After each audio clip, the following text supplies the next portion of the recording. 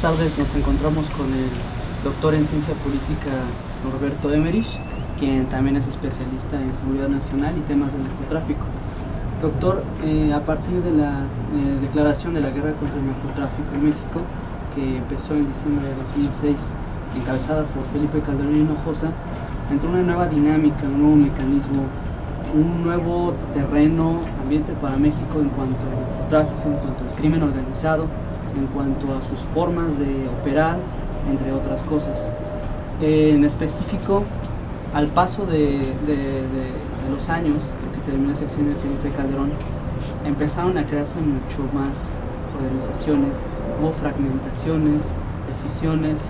Ya no hablábamos de 3 o 4 carteles, sino hablábamos de 9 grandes carteles y además hablábamos de decenas de decisiones, fragmentaciones. De acuerdo con la revista Contralínea, el año pasado publicó un informe donde reconocía la presencia de 88 organizaciones criminales en México, de las cuales 9 son las que dominan el amplio espectro del narcotráfico. En ese sentido, ¿usted qué repercusiones específicamente ve en la fragmentación de los carteles en México? Desde la declaración de guerra contra el narcotráfico por parte del presidente Felipe Calderón Hinojosa hasta ahora, tenemos básicamente unos 8 años de trayectoria y desarrollo de los carteles que han respondido a esta guerra de una forma diversa. En primer lugar, tenemos grandes carteles que terminaron federándose entre sí y dibujando una geografía de 2 grandes federaciones, los Zetas por un lado y la Federación de Sinaloa por otro lado, cada uno en una costa, Sinaloa en la costa del Pacífico, los Zetas en la costa del Atlántico, y el surgimiento en los últimos tiempos del gobierno de Felipe Calderón con mucha fuerza de 2 carteles relativamente independientes en relación a estas federaciones. Uno es los Caballeros Templarios como disgregación o sucesión de la familia michoacana, y el otro, para mí más importante, es el cartel de Jalisco Nueva Generación. Tenemos entonces básicamente 4 grandes carteles que, si bien han sido golpeados fuertemente, sobre todo los Zetas y el cartel de Sinaloa, la Federación de Sinaloa, siguen subsistiendo y desarrollando sus actividades, incluso en el caso de los Caballeros Templarios en Michoacán, una diversidad de actividades con amplio margen de ganancia y de organización en cada uno de ellos. Junto a esto, como bien decís, aparece un proceso de fragmentación que nos lleva a una cantidad abundante de organizaciones más pequeñas y en ese sentido más peligrosas, en el sentido de que entonces tienen, en vez de una fuerte injerencia federal como eran los grandes carteles, tienden a tener una fuerte presencia y dominación más local, más cerca de municipios, o sea, más cerca de lugares donde pueden tener una conquista territorial más asentada, más firme, más elaborada que los viejos carteles, que tenían dificultades en asentarse sobre territorios específicos en una forma establecida. Creo que este es el desarrollo a que nos ha llevado la política de guerra contra el narcotráfico de Felipe Calderón. Por un lado, la federación de carteles en 2 grandes grupos, la aparición de 2 carteles autónomos muy importantes y un proceso que podría decirse que es una especie de desmoronamiento de los grandes carteles y aparición de carteles más pequeños y poderosos en un país que de por sí tiene una geografía fragmentada, ¿no? Geográficamente, México tiene un territorio atravesado por cadenas montañosas que fragmentan el país. Esto en términos geográficos no significa mucho, pero en términos geopolíticos significa que en México, como todos sabemos, la localización o los parroquialismos, o sea, las distintas identidades políticas segmentadas en territorios específicos, forma parte de la historia tradicional de México, y ahora, por fin, gracias a Calderón, hacemos encajar la geopolítica del narcotráfico con la geopolítica mexicana tradicional. En este sentido, justo en Puerto Vallarta, donde estuve participando en un congreso, pude decir, sí, el resultado de los 6 años de Felipe Calderón es un proceso de disgregación de los grandes carteles en carteles más pequeños, y 100.000 muertos yo no le veo la ganancia. Analistas y académicos especializados en seguridad nacional han indicado que el proceso que está cruzando México es similar al de Colombia en lo que se refiere a la fragmentación de carteles. En este momento, ¿en qué proceso vamos y cómo se puede identificar esta fragmentación de los carteles? Sí, indicadores. La comparación entre México y Colombia es muy tentadora y también es cierto, es muy mencionada por académicos y especialistas que comparan y encuentran muchas similitudes entre el proceso colombiano y mexicano. Yo en primer lugar considero que sí hay similitudes, y lo peligroso de estas similitudes es que México no está alcanzando los objetivos que sí parece haber alcanzado la guerra contra el narcotráfico en Colombia. ¿Qué quiero decir con esto? Si uno toma la comparación solo a niveles descriptivos, se está viendo entonces que de dos grandes carteles, como era el cartel de Cali y el cartel de Medellín en Colombia, tenemos ahora, después de varios años de una guerra muy sangrienta, carteles mucho más pequeños, por supuesto fuertes y desarrollados, pero pequeños, fragmentados, o sea, no tenemos el viejo escenario. Pero lo que no se dice es qué es lo que realmente ha sucedido para hacer que aquellos miembros de los viejos grandes carteles ahora pareciera ser que hayan disminuido totalmente su peso y su significación en la política y en la economía ilegal colombiana. Lo que ha sucedido, y ese ha sido el objetivo de la política colombiana, es que los grandes miembros de aquellos viejos grandes carteles se han acomodado, han sufrido y han formado parte de un proceso que yo denomino cooptación violenta. El Estado colombiano ha presionado a los carteles para que todo ese enorme sector de economía ilegal se transformara y ingresara todos sus dividendos, ganancias y beneficios a la economía formal.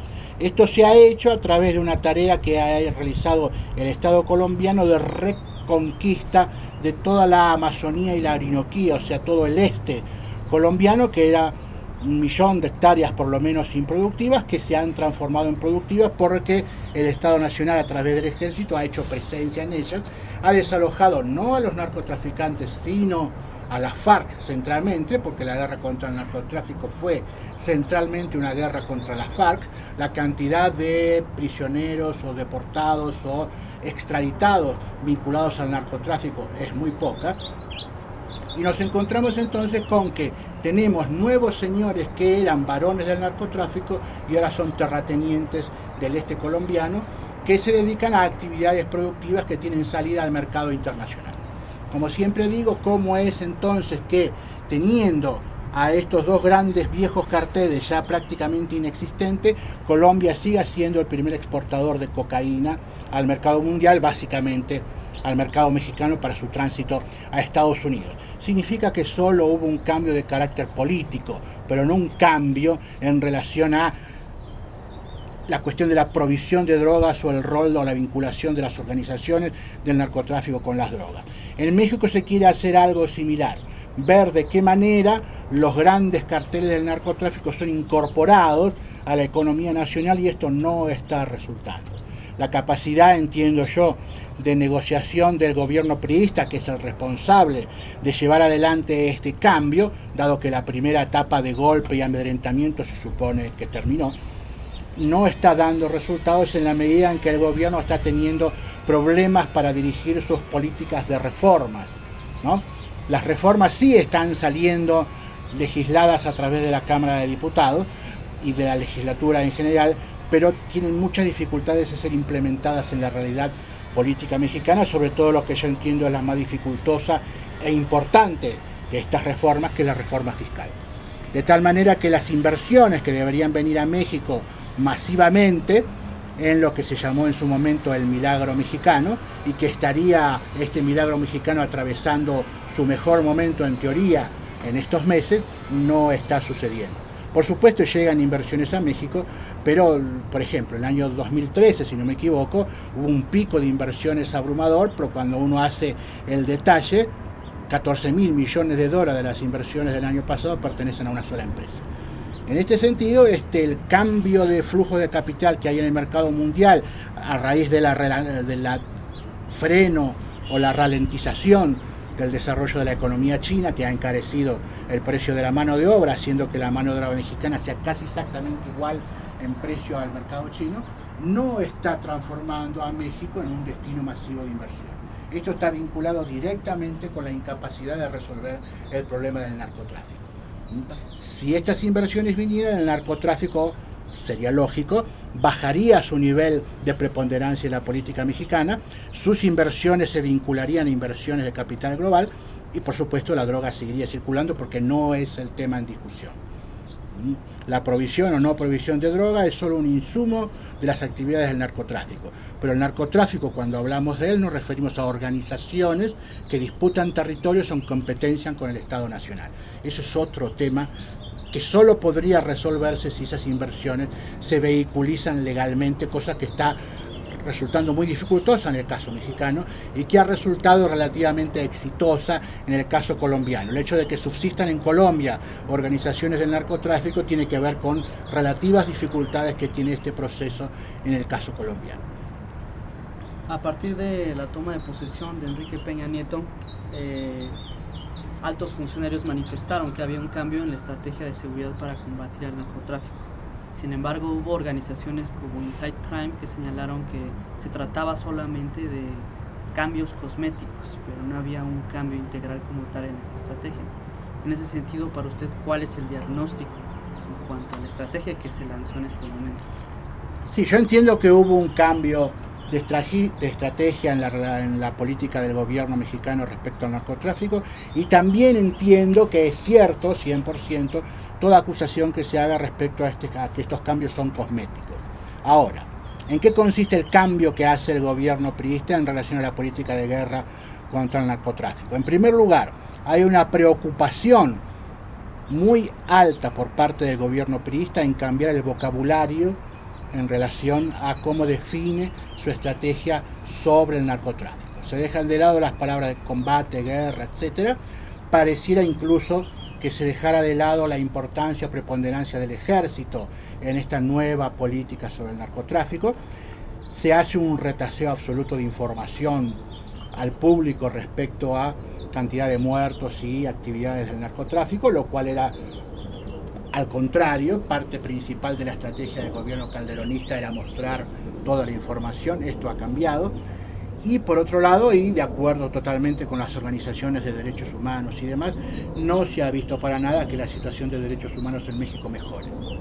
Por el contrario, en definitiva, como esto no es más que una política de comunicación, entiendo yo lo que está llevando adelante el gobierno priista, que como tal cambio y por ser una política de comunicación tiene algunas consecuencias reales. O sea, quiero decir, toda mentira política debe ser cierta para poder ser creída. En este sentido hay un cambio de comunicación, eso sí, en eso estoy de acuerdo, sí.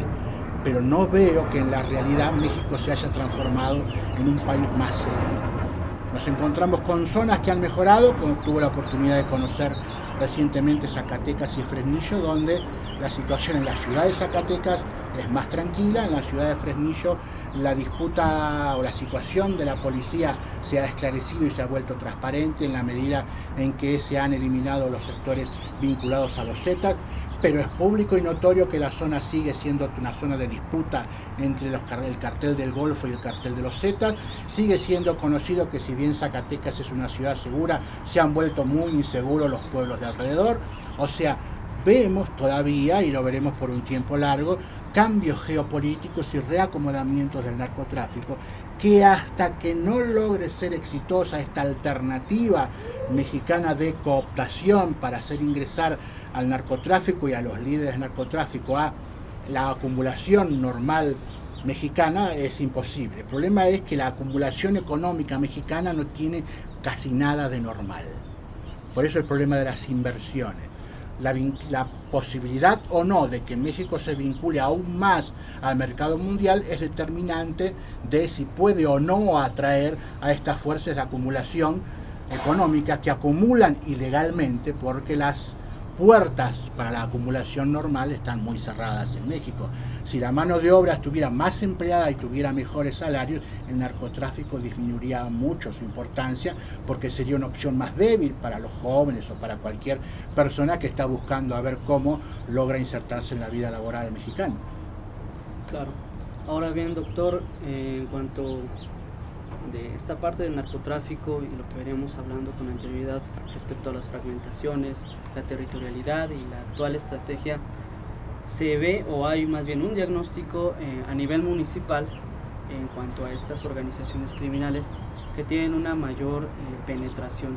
Es decir, hay diagnóstico, bueno, hay puntos muy relevantes, por ejemplo, sobre los controles de confianza en la policía municipal, que son los más bajos. Hace poco emitió la CEGOP un informe donde hablaba de más de 3.000 colonias a nivel municipal, que son las más violentas. Y en 2010, por ejemplo, también la SSP generaba un comunicado donde hablaba de más de 1.000 bandas, pandillas, que estaban insertadas a nivel municipal también, incluso a varias de estas catalogándose como parte de pandillas grado 4 que estaban subordinadas a carteles, ya trabajando propiamente en municipios. En ese sentido, usted, ¿qué puede encontrar o qué aspectos fundamentales haya en la penetración del crimen organizado y el narcotráfico a nivel municipal y cómo este se ha expandido? Sí, se está notando ya ahora con mayor claridad la preponderancia de pequeños grupos o carteles a nivel de los municipios. Y ahí es donde empieza a tener entonces ahora mayor importancia esta situación de las policías municipales o de los cuerpos de seguridad de nuestras ciudades y sus grados de corrupción, por poner un nombre, y de vinculación con actividades del narcotráfico a nivel regional, local o zonal. En este sentido empieza a ser importante y a tener relevancia el debate sobre qué grado de capacidad de toma de decisiones tienen los municipios en relación a políticas de seguridad.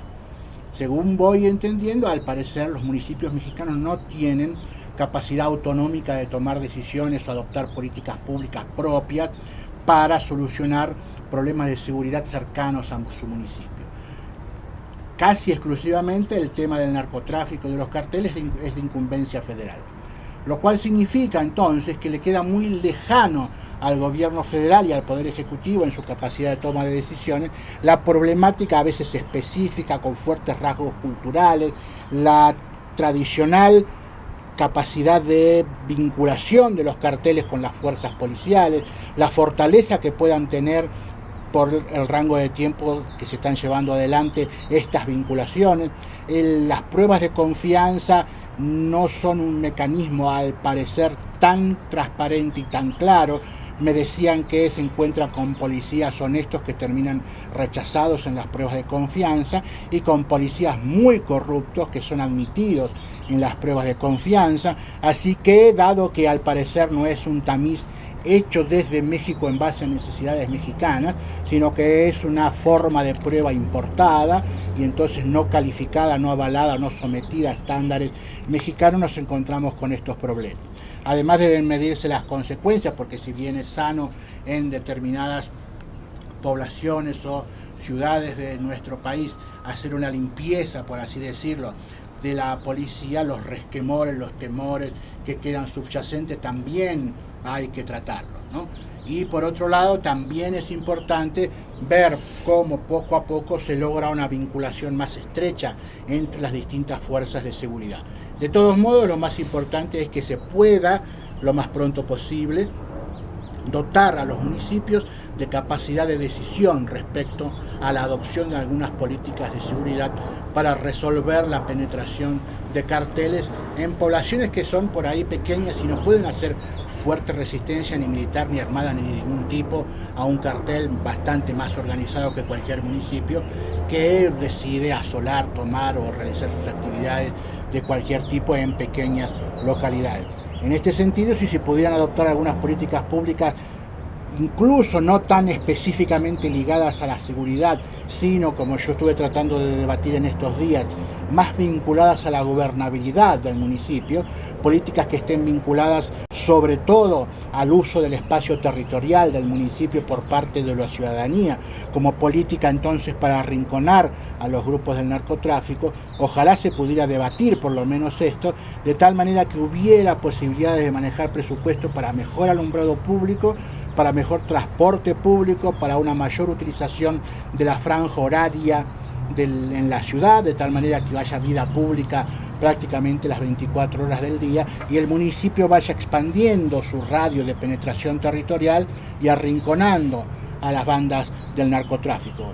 Solo como ejemplo, si en Zacatecas tenemos una ciudad más segura, significa que la ciudad se está utilizando mayor cantidad de horas por día.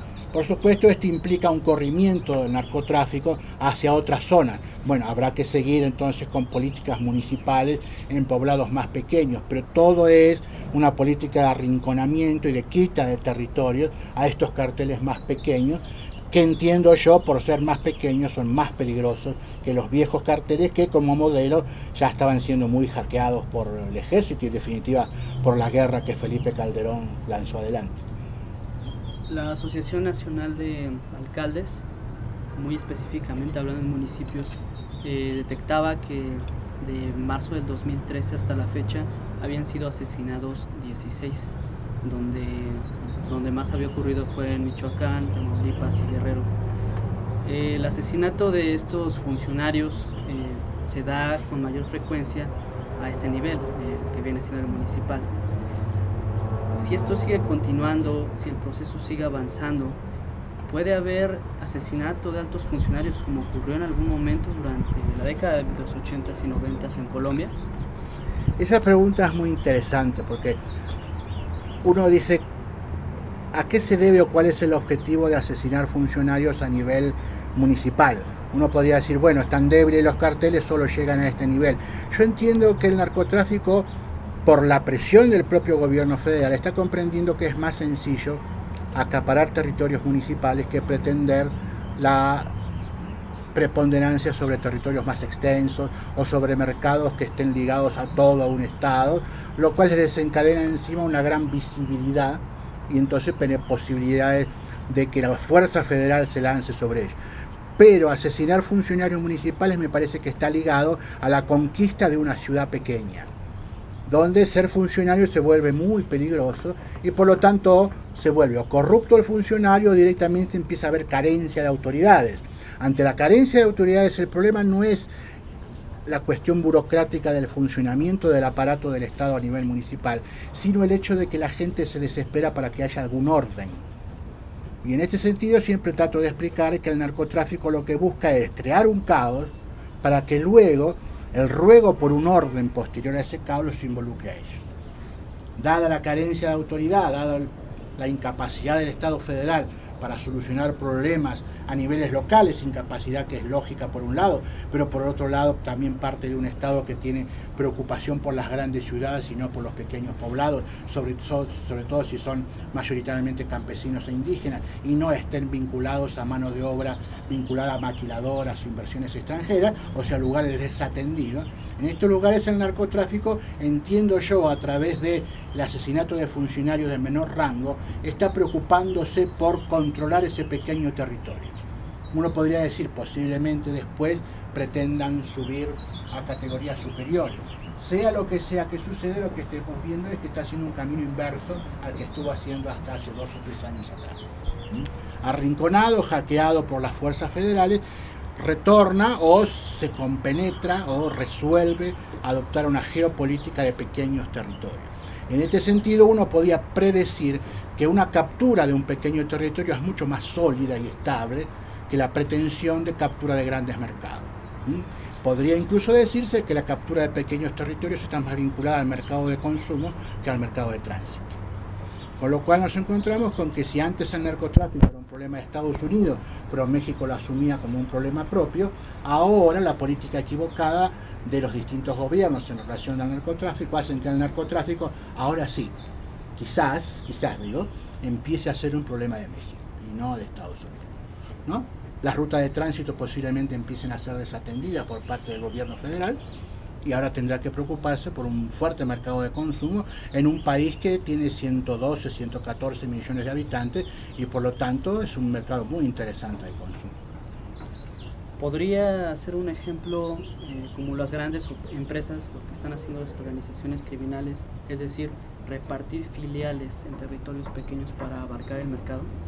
Claro, acá tendríamos entonces pequeñas organizaciones controlando pequeños territorios, lo cual posiblemente lleva a determinadas guerras hasta que estos municipios se controlen, pero habrá luego una federalización o federación para estabilizar todo el negocio. Acá habrá que ver cómo irá desarrollándose la vinculación entre los viejos carteles que subsisten y estas pequeñas organizaciones, ¿no? Pero en definitiva considero yo que todavía hay posibilidades de frenar esta ofensiva sobre municipios. Creo que es vital discutir la política que se resuelva sobre municipios. Entiendo yo que no puede y no debería ser una política militarizada o policial o penal o jurídica, sino una política cargada de hechos políticos. Significa esto que, según entiendo, el narcotráfico tiene como principal preocupación la captura de un territorio para luego de esa captura sí vender lo que considere ilegalmente más productivo. Si son drogas, pero si vender drogas es peligroso, vendo órganos, o trafico madera ilegal, o vendo mineral de hierro a China, lo que resulte, todo lo que sea ilegal y productivo, ¿no? Por eso el problema de Michoacán está más vinculado a su puerto que al mercado de consumo de drogas en Michoacán, y por eso los caballeros templarios comercian en mayor cantidad toda una serie de bienes ilegalmente comerciados más que drogas. Y entonces, sí, el problema o la preocupación central de los carteles es el territorio lo que el Estado debe conquistar. ¿Por qué? Porque lo ha abandonado. Abandonar el territorio significa abandonar a aquellas personas que tradicionalmente ocupaban ese territorio. Si México fue tradicionalmente un país de trabajadores, ahora parece ser un país de simples pobladores en determinadas zonas. No tienen beneficios sociales, no tienen trabajo, están marginados, generalmente militarizados, son víctimas de acusaciones penales o ninguna acusación, pero de represión de carácter ilegal por parte del Estado legal. Toda una serie entonces de conductas y situaciones que vuelven muy marginales a algunas poblaciones y pareciera que le dejaran servidos en bandeja a las organizaciones del narcotráfico para que puedan ocupar estos territorios. Ocupación de territorio tiene que ser la preocupación central de los municipios, y creo yo que una buena forma de ocupar territorios es, como dije, iluminación, transporte, acceso a lugares públicos, utilización de una franja horaria más extensa, apertura de locales comerciales hasta altas horas de la noche con custodia policial si es necesario, y entonces así arrinconando a las bandas que estén circulando en la zona intentando cooptar territorios, se puede entonces elaborar luego políticas específicas de seguridad para pequeños grupos que todavía subsistan, pero sin que tengan apoyo social ni una base de legalidad o de legitimidad, mejor dicho, sustentable como están sí teniendo ahora los carteles. Concretamente, ¿cuáles serían los indicadores a los cuales el gobierno tendría que poner atención a nivel municipal?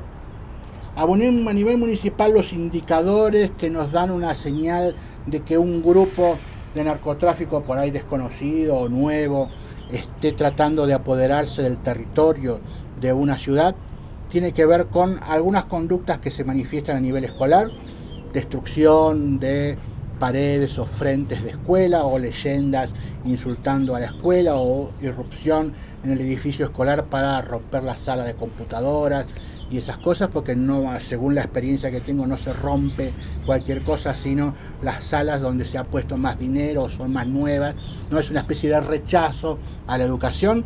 La destrucción de iglesias evangélicas o de lugares de reunión de los vecinos, la destrucción por ahí de algún transporte que acerca a algún lugar marginal o ataque a alguno de los choferes, la destrucción de alumbrado público, el lenguaje que utilizan los chicos en la escuela, a ver qué grado de novedad, cómo va cambiando el vocabulario, sobre todo en las disputas o en los episodios de violencia escolar. La estadística o seguimiento de las estadísticas en las guardias de los hospitales, de heridos, hacer una estadística por día o por fin de semana y ir haciendo el seguimiento sobre el grado de normalidad. Me refiero a esto, bueno, la policía sabe, de semana a semana, lunes a viernes, tal cantidad de heridos, sube el fin de semana, baja. Bueno, si ese estatus no se modifica, estamos en una situación de normalidad. Pero si nos encontramos con que 2 o 3 hospitales que son contiguos uno con otro están sufriendo abruptos cambios en los indicadores de heridos de arma blanca o heridos de bala, y junto con esto tenemos relatos de los vecinos respecto a riñas callejeras cada vez más frecuentes, es posible que tengamos episodios de combate entre bandas por apropiación de territorio. ¿no? Tampoco es dable creer que las invasiones de territorio se hacen muy expresamente o con códigos de comunicación política abiertos.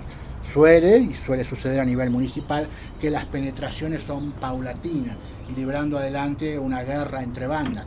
Pero la guerra entre bandas, antes que ninguna otra cosa, debe desalojar toda forma de organización vecinal que haya existente.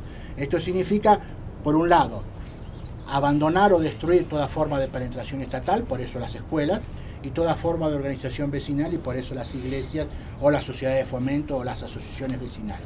Una vez que están ya hackeadas todo este tipo de organización, porque ya no existen o porque hay miedo, que es el sentimiento que se intenta asentar, lo que surge inmediatamente son dos cosas. Primero, la necesidad de orden por parte de los vecinos, porque no se puede vivir en ese caos tan abruptamente violento, y entonces sí, el asentamiento ya en forma casi definitiva de una banda del narcotráfico en el lugar.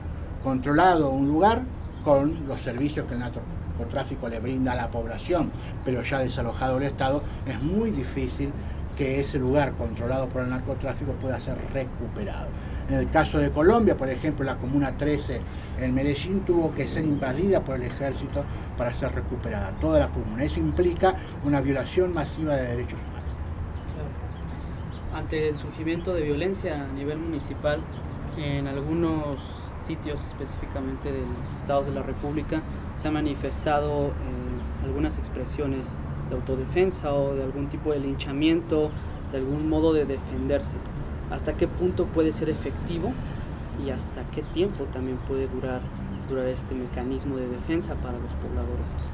Sí, ahí nos encontramos con que el Estado manifiesta con claridad cuál es su interés cuando se refiere o se relaciona con las autodefensas. Todos sabemos, o por lo menos para mí quedó claro, que las autodefensas son muy efectivas en términos de resolver situaciones que determinado grupo de vecinos o de ciudadanos de un lugar considera ya intolerables. Han resuelto situaciones en relación al crimen organizado en Michoacán, han desalojado, han recuperado ciudades, han recuperado actividades comerciales que estaban siendo asediadas por el cartel del narcotráfico, específicamente por los templarios, etcétera, etcétera. Sin embargo, el gobierno tuvo como primera preocupación desarmar las autodefensas para no tener grupos civiles armados organizados y con objetivos políticos claros. En este sentido, el gobierno se vio amenazado por el alto grado de legitimidad de asociaciones civiles armadas que implicaban, como dice la teoría política, una posibilidad de alzamiento en contra del Estado. ¿Por qué para el gobierno esto es peligroso? Porque el narcotráfico no se alza contra el Estado. En cambio, las autodefensas, en la medida en que empiezan a dirimir cuestiones que el Estado no resuelve y empiezan a, como ha sucedido en Michoacán, a funcionar en forma de asambleas comunitarias, uno empieza a recordar cómo fue originalmente el Estado Nacional. Una especie de Estado asambleario, armado, rebelde, ¿no? Como fueron nuestros líderes independentistas, muy pocos de ellos militares de carrera, que se han organizado, sublevado y han logrado en definitiva la independencia, la Constitución, las demás cosas. O sea, los principales héroes de nuestra nación son héroes incivilizados en términos políticos. Han sido alzados contra el orden constitucional vigente, por así decirlo de alguna manera, y los admiramos precisamente porque han hecho eso y en cierta medida han triunfado, ¿no? Desde el punto de vista legal y constitucional, nadie puede decir que Pancho Villa haya sido un adorador de la ley. Precisamente es lo que es, porque ha desestimado la ley en beneficio de lo que consideraba que era justo. Bueno, las autodefensas tienen una especie de rango similar. Buscan objetivos que consideran justos, están apoyados por una forma de funcionamiento bastante plebiscitario. Eso se torna muy peligroso para el gobierno nacional y por eso ha sucedido lo que ha sucedido. Grandes sectores de las autodefensas han sido cooptados con la política de transformarse en guardias civiles, otros sectores han sido criminalizados y el movimiento está hackeado, y como forma masiva de respuesta a los problemas comunes mexicanos me parece que ya dejó de ser una alternativa. Hubo un breve periodo cuando surge la autodefensa en Michoacán en que prácticamente era la respuesta automática a todo tipo de problemas en el territorio mexicano, construir una autodefensa. Bueno, esa posibilidad o ese mecanismo ha quedado ya relegado y nos encontramos con algunos líderes de autodefensa procesados y criminalizados o detenidos y demás, Bueno, esa ha sido la respuesta del gobierno, ha dejado en claro cuál es su principal preocupación, y su principal preocupación no es el narcotráfico, y para el narcotráfico tiene otra política que, como dije, es la de cooptación, o sea, integrar al narcotráfico no como organización, sino sus beneficios a la economía nacional. No está resultando, pero sigue siendo el objetivo. Ahorita que menciono el narcotráfico y que hemos mencionado la fragmentación de los carteles y también la respuesta de la ciudadanía, también se ha visto a partir de la toma de posesión de Felipe Calderón, y que continúa y que se ha ido modificando con Enrique Peña Nieto, los métodos de violencia que han implementado estas pandillas, estas bandas, estos carteles, grupos criminales. En ese sentido, haciendo un antecedente de las organizaciones criminales, por ejemplo de la Cosa Nostra, lo que existía en Italia, que se regían bajo una regla, lo que le llamaban los códigos de honor, los hombres en códigos de honor. ¿Cuál es la situación o qué está ocurriendo en este momento con esas bandas fragmentadas que recurren a violencia totalmente irracional, sin un fin comunicativo que no tiene una regla como tal? Sí, lo que pasa es que tratándose, como decimos, de bandas fragmentadas, o sea, en cierto modo nuevas, tienen que solucionar al mismo tiempo y a toda velocidad una serie de problemas, uno de los cuales es el establecimiento de sus liderazgos internos. Los liderazgos internos en las organizaciones criminales se dividen violentamente. Tenemos un largo periodo en que, al mismo tiempo que se está tratando de luchar por la conquista de un territorio, se está guerreando entre sí porque los liderazgos cambian constantemente. A diferencia de la forma de autoridad racional legal propia del Estado moderno, en las organizaciones criminales, que son organizaciones entonces premodernas, los liderazgos son por autoridad natural. El líder tiene que demostrar efectivamente y en los hechos que es el líder natural del grupo, y la única forma de demostrarlo es ser exitoso en el ejercicio de la guerra, porque la guerra es la única actividad política que se ejercita en las organizaciones premodernas. Una vez que uno de esos líderes o una de estas organizaciones se declara ya vencedor en este combate, y es un vencedor duradero, nace un nuevo Estado. En términos de organizaciones criminales es exactamente el mismo término. Esta organización se convierte en un Estado, es un Estado permanente de coacción casi legítima, pero que ya ejecuta una ley y ya dirime entre qué es justo y qué es injusto en términos de la propia organización criminal. En el asentamiento, en los primeros momentos, al tratarse de grupos nuevos que están intentando ejercer presión sobre municipios, están todavía dirimiendo estos liderazgos interiores. Al mismo tiempo están invadiendo un territorio. Esto hace que todo este primer periodo, que se llama el periodo predatorio de la guerra que llevan adelante las organizaciones del narcotráfico, sea excesivamente violento. Con excesivo me quiero decir, por un lado, es violencia pura. No es que no tengan un código, lo que no tienen es una expresión para definir el accionar. Hay muy pocas consignas, muy poco para decir, todo se hace, es pura acción y es pura violencia. Pero ¿qué es lo que sí se busca? Mandar el mensaje al interior del grupo y a la población a la que se está atacando de que está apareciendo un nuevo orden. Acá hay alguien que va a decir qué es lo que sí se puede hacer y lo que no se puede hacer. Pero todavía no se puede decir mucho porque todavía no se ha logrado que esto, que es una intención, se haya convertido en realidad. Por lo tanto, hay mucho de montaje, hay mucho de espectáculo, hay mucho de una especie de show macabro incesante, porque hay que tirar sobre la población una sola cosa clara para todos ellos, que es miedo. El miedo es el caos originario que nos hace ir hacia el orden. Es tanto el temor a no tener una vida que dure más allá de lo razonable, que cualquier orden que aparezca pero que sea estable nos resulta beneficioso. El orden del Estado ya no existe, pero el caos que se produce tras la retirada del orden del Estado porque las bandas están guerreando nos hace desear que alguno de ellos venza y nos dé un nuevo orden. Porque es cierto, y eso los mexicanos lo conocen bien, pero en todo el mundo es igual, que el orden del narcotráfico, aunque es criminal y aunque no respeta derechos humanos, sí es un orden claro, específico y concreto. No hay traiciones, no hay deslealtades, no hay sorpresas, no hay incertidumbre. El orden del Estado, que es el orden viejo para estas poblaciones, estaba lleno de incertidumbre, ese es el problema. Doctor Emerich, ¿cuál es el siguiente capítulo para México?